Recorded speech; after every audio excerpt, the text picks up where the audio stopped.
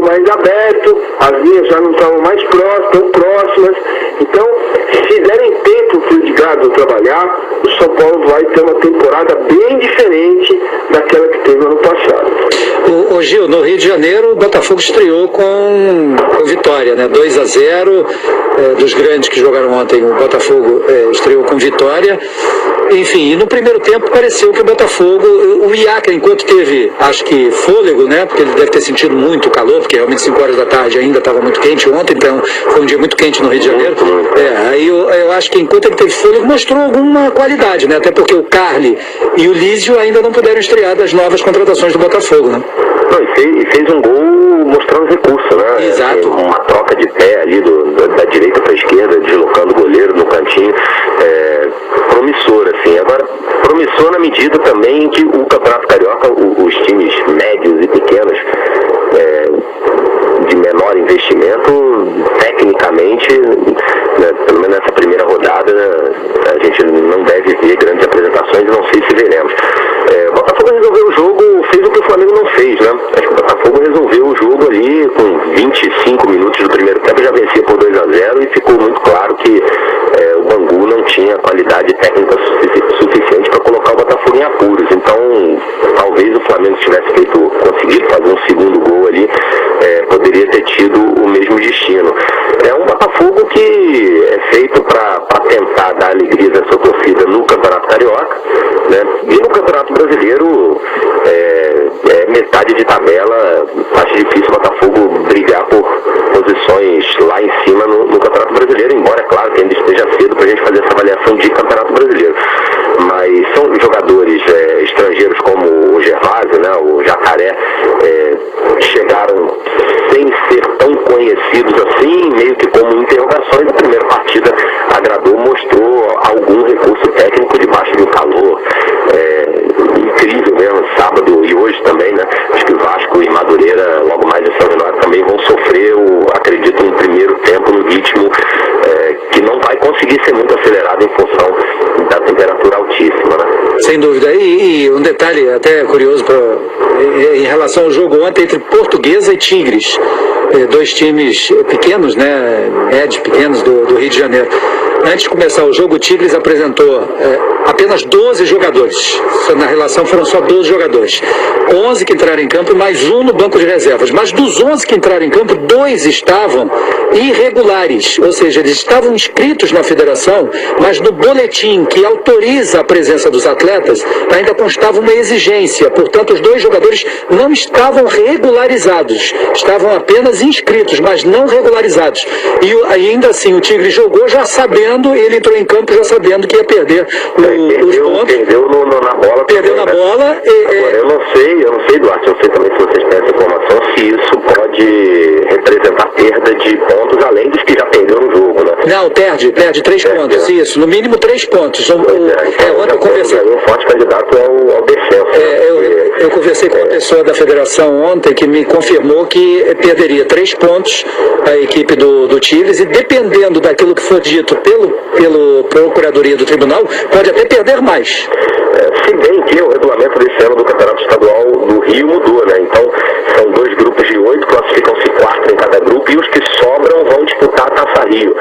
Então, quer dizer, o Tigres eventualmente pode até terminar em último lugar no seu grupo, que ainda assim ele terá a chance de, disputando a Taça Rio, poder se salvar aí de um eventual rebaixamento, né? A Portuguesa, que voltou à Série A, 2 clubes tradicionais, né? A Portuguesa e mais tradicional ainda o América, que ainda não conseguiu vencer, né?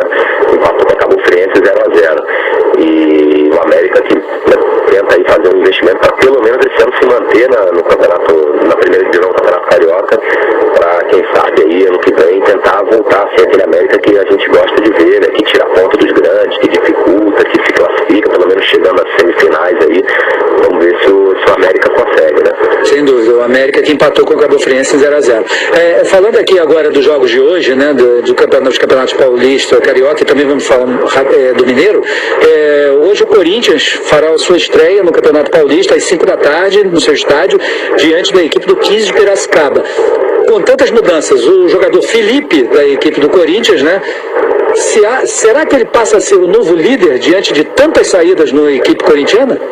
Eu tenho 4 anos, estou indo para o 5º ano de clube, então eu acho que isso acaba não sendo líder, mas sim uma voz para ajudar todos, pelo conhecimento que eu tenho no clube e saber que isso é importante. Não vou falar líder, porque todos aqui são importantíssimos, mas se precisar, estou à disposição, como eu acho que tem o Elias, o Cássio, todos estão aí para poder ajudar. 5 jogadores, o sexto é o Malcom, também está de saída. Realmente o Corinthians se desmontou e tem que ir buscar realmente essa liderança naqueles que permaneceram, né, Mancini? Sem dúvida. Agora, Duarte, tem muitos colegas, até amigos, né, jornalistas, enfim, o público em geral, tem muita gente desconfiada com o Corinthians. Eu tenho menos desconfiança. Eu acho que o Corinthians tem um trabalho tão sólido fora do campo, né? O Tite tem 3 auxiliares para sistema defensivo, 3 auxiliares para sistema ofensivo. Ele é um cara que tem metodologia de trabalho própria e moderna. Ele consegue fazer o jogador render um pouco mais, até do que esse cara já rendeu na vida, né? O útil dele no futebol. Um exemplo é o Rodriguinho, né? O Rodriguinho nunca se firmou, nunca conseguiu ser o cara, também ainda não é, mas ele entrou muito bem no ano passado. O próprio Iago, que é o zagueiro que vai jogar hoje ao lado do Felipe, né? O time está escalado, Cássio, Fagner, Felipe, Iago e o Wendel, Bruno Henrique, Romero, Elias, Rodriguinho, Luca e Danilo. É um time que já tem no DNA dele, né, aquilo que o treinador quer. Essa base vai ajudar muito o Corinthians. É óbvio que esse não é o Corinthians que vai terminar o ano. Você tem Guilherme, você tem o Giovanni Augusto, você tem Marlone, quer dizer, você já tem opções de jogadores que vão poder entrar, né?